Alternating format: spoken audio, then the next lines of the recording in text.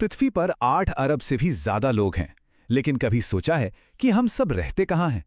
कुछ शहर तो लोगों से खचाखच भरे हुए हैं, जबकि दुनिया के बड़े बड़े हिस्से लगभग वीरान पड़े हैं। आज हम इसी पहेली को सुलझाने की कोशिश करेंगे। राल्फ वाल्डो इमर्सन की ये बात बिल्कुल सही है। किसी भी देश की असली कहानी उसके लोगों की ही कहानी होती है। वही तो संसाधनों का इस्तेमाल करते हैं, नीतियां बनाते हैं। इसलिए ये समझना बहुत जरूरी हो जाता है कि आखिर ये लोग रहते कहाँ हैं। अब ये सवाल सुनने में तो बहुत सीधा साधा लगता है, पर इसका जवाब हमारे ग्रह के भविष्य से जुड़ा हुआ है। तो चलिए पता लगाते हैं कि दुनिया की आबादी का नक्शा असल में दिखता कैसा है। दुनिया में लोगों का फैलाव एक पहेली जैसा है। एक तरफ तो हमें ऐसे शहर दिखते हैं जहां पैर रखने की जगह नहीं, और दूसरी तरफ मीलों तक फैले खाली मैदान। तो सबसे पहले आइए इसी असंतुलन को समझते हैं। भूगोलवेत्ता जॉर्ज बी क्रेसी ने एशिया के बारे में एक बड़ी दिलचस्प बात कही थी। उन्होंने कहा, एशिया में बहुत सी जगह खाली हैं, पर कुछ जगहों पर इतनी भीड़ है कि क्या कहें। और ये बात सिर्फ एशिया की नहीं, बल्कि पूरी दुनिया की सच्चाई है। अब जो आंकड़ा आने वाला है वो शायद थोड़ा चौंकाने वाला हो सकता है। दुनिया की 90% आबादी सिर्फ 10% जमीन पर रहती है। जी हां, सही सुना, 90% लोग बस 10% जमीन पर। यह एक जबरदस्त असंतुलन है। मतलब हमारी पृथ्वी का ज्यादातर हिस्सा लगभग खाली है। ये नक्शा देखिए, कहानी और भी साफ हो जाएगी।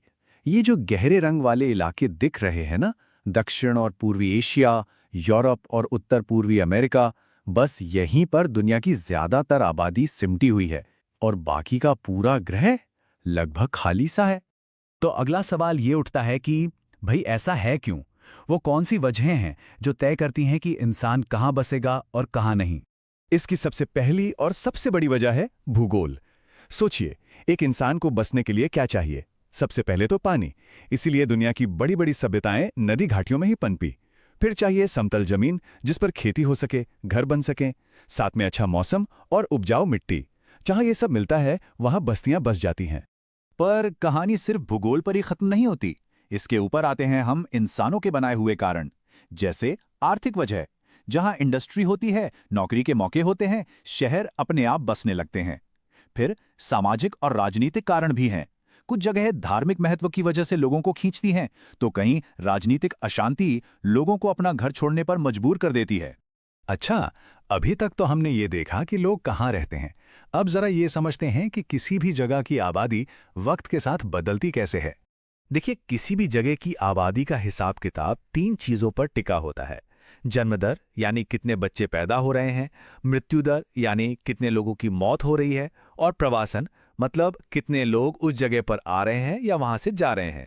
प्रवासन को समझने का सबसे अच्छा तरीका है प्रतिकर्ष और अपकर्ष कारकों को देखना। प्रतिकर्ष कारक जैसे बेरोजगारी या बुरे हालात लोगों को एक जगह छोड़ने पर मजबूर करते हैं। इन्हें पुश फैक्टर्स भी कहते हैं। वहीं अपकर्ष कारक यानी पुल फैक्टर्स जैसे बेहतर नौकरी के मौके या सुरक्षा लोगों को एक नई जगह की तरफ खींचते हैं। और ये सब सिर्फ किताबी बातें नहीं हैं।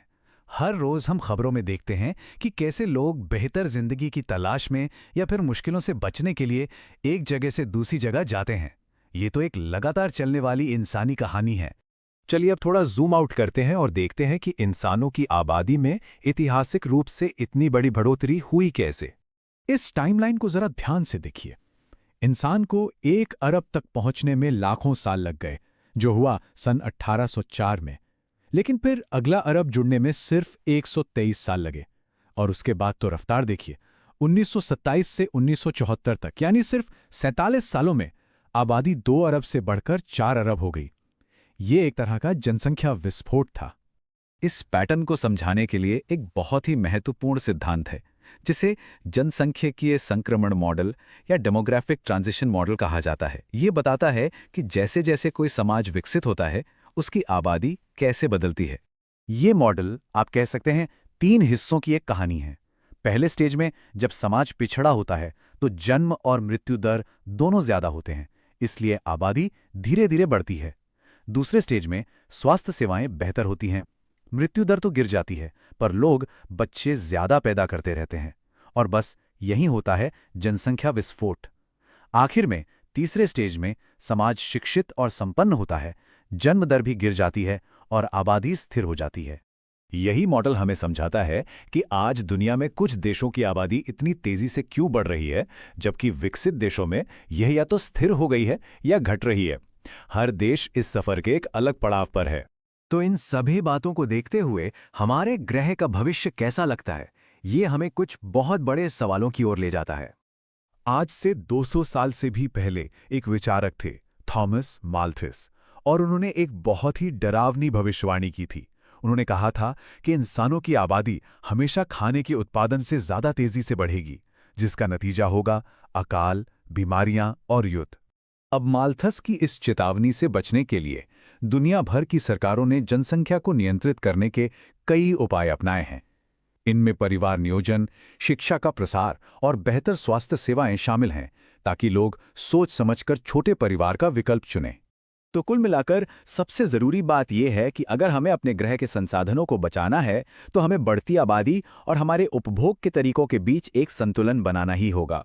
ये एक ऐसी चुनौती है जिसका सामना हम सबको मिलकर करना है। और यहीं पर आकर हम एक आखिरी सवाल पर रुक जाते हैं। हमारा भविष्य हमारे द्वारा चुने गए समझदारी भरे विकल्पों से तय होगा, या फिर उन परिणामों से जिन्हें हम नजरअंदाज करते आ रहे हैं? ये एक ऐसा सवाल है जिसके बारे में हम सभी को सोचने की जरूरत है।